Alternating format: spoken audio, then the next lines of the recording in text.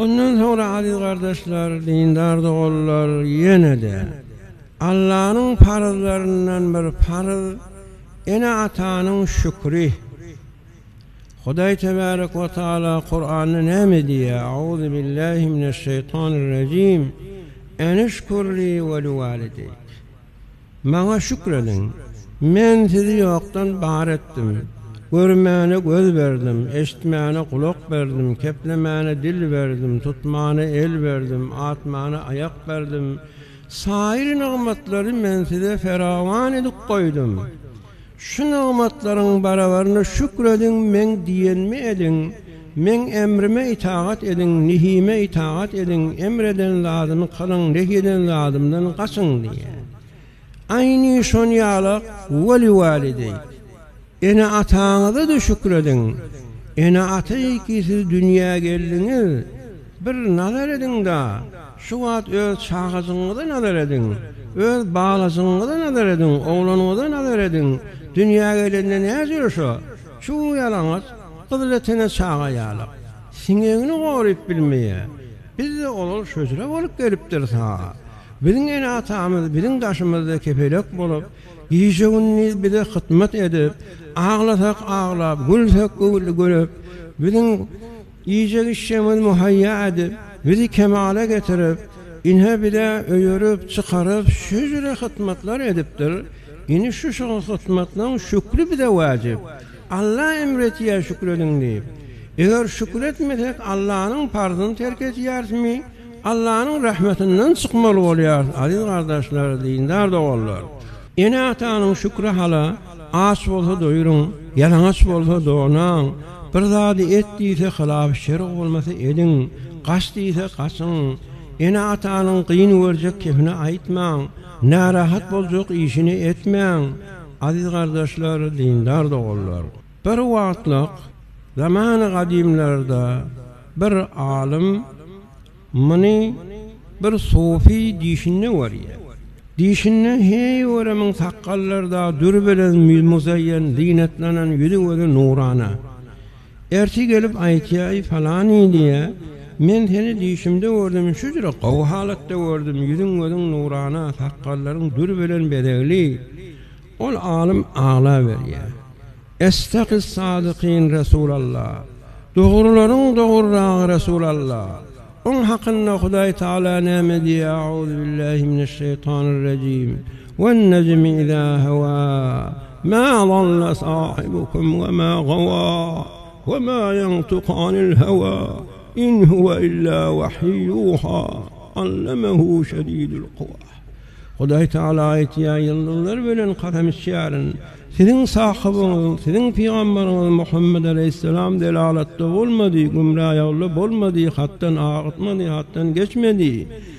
وَمَا يَنْتُقُ عَنِ الْهَوَى اِذْهَا هَوَاثِنَّنْ كَفْلَمَدِي اِنْ هُوَ إِلَّا وَحِيُّوحَا عَلَّمَهُ شَدِيدُ الْقُوَى نَامِ كَبَّثَ Allah'dan vahiy olli şedidül kuvva, güç kuvvet eyyesi olan Cebrail emine ve talimlerde öğretti dedi.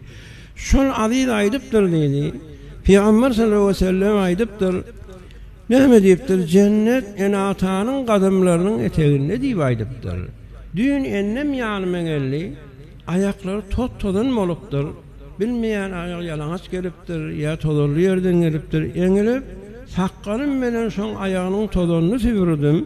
Sen bu göründüğün son eteridir diye. İnhe aziz kardeşler, dindar doğullar, ene ata hizmet edip, ene atan gevününü alıp, ene atanı razı edip, şücre derecelere yetişen bendelerken,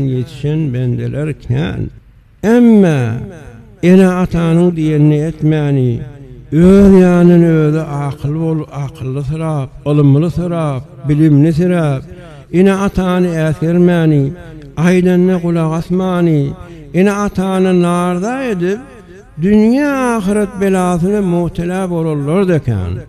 Hatta zamanı kadimlerde bir cuvan oğlan, abud, zahid, salih, takva, dindar, İnha hacca gidilýän wagt bolýa. Adamlar hacca gitsekdi gurrun etiye. Bu oğlanla hacca gitmeklige hewatlanýa. Bir ýaşuly enneti ba, oňa arz etiye enne diye. Eger sen icade bersen, ruhsat bolsa men haja gidatam. Enne saytiye yok bala, havlukma gidersin sonra diye. Hulasa bu oğluluk etiye, ennesi icade bermese de, ruhsat bermese de haja gitiye. O bilýäňiz, eşdiýäňiz o wagtda imkanat yok, maşin yok, uçan yok, piyada, eşekli, ulugly, düýeli süre gitmeli. Ine bular gitýärler. Ýoly bir ýerde bir obaň bir ucuna düşýärler bir mescid, näzire mescid, wallahi alam, şu taýda düşýärler. Hiçi galiyalla, bu oğlan takva oğlan, heyvere abid, zahid, hiçi turup täret kılıp mescide varıp namaz okuymanadır yani. İnhe şu hiçi, şolabadan birinin öyünü oğru yarıya. Oğruyunu kovalayarla, gözden itiriyarla karanlıkta. Evurluk gelişine mescidin dengine gelenler işi mescidde olamasın ilk giriyarla, bu civar namaz okuyuptu. Bunu tutuyarla, oğruşudur deyip, vurup, yencip, horlap akıtıyarla. Erti qadın huzuruna eltiyarla, qadi hüküm veriyor. Mun elini kesmeli, kulağını kesmeli, gözünü oymalı, mun yüzüne kara çalmalı, eşeğe ters mindirmeli, oban ovaşından ovaşına aylanmalı, zar çekmeli, her kim oğurluq etsek, oğul yarsa cedatı şu deyip. Hulasımın adam mırolyalık etmeyerler. Bir kıygırmalı olanlarına aytiyen men size bir haştım var diye. Ona ne mi diye? Siz kıygıranızda diye oğrun cedatı kıygırma. Her kim ene atasının arda etse, ene atasının gövünne değse, ene atasının azar o eziyet verse, şun celasıyla kıygıran. İnhe bu adamla ağlaya edinişinin hatadığını bilip, ağlaşıp, orlaşıp, mun ayağına yıkılıp sen bizi bağışla deyip, ayıbı yok diye. Men ennemin diyerini etmeyeni, dünya belasına muhtelab oldum diye, İnne ahiret azabına muhtelâ olmayın şu zanım çıkmaka beni enneme yetirin. Hulasamın adresine eltiyerli, ennesi bir takva adam, Kaptan Maria salam verir. Ey enne diye, sen diyerini etmen, şudur azaplara muhtelâ olma. İnni men Hudayımın yanına yüz varap olmayın, men günahımı geçti. Ennesi görse oğlanızı şucura, secdayı kılıyor, ya Rabbi Huday, men de şu oğlanımın da kiminin de zanına. Şu saatte Hudaý Teala ikisini zanlanıyor. Hey juvallar haberdar olun, haberdar olun. Bu oğlanın barayan yeri näme? Maksadı näme? İslam'ın 5 rükünüň biri hac. Harameyn-i Şerifeýne var ya, Mekke Mükerreme, Medine-i Münewwere'ge var ya. Şundan gelen ennesin diýerini etmän sen şuýra belalarga mubtela bolýar. Vay bahal, ene atan golunu tawlap.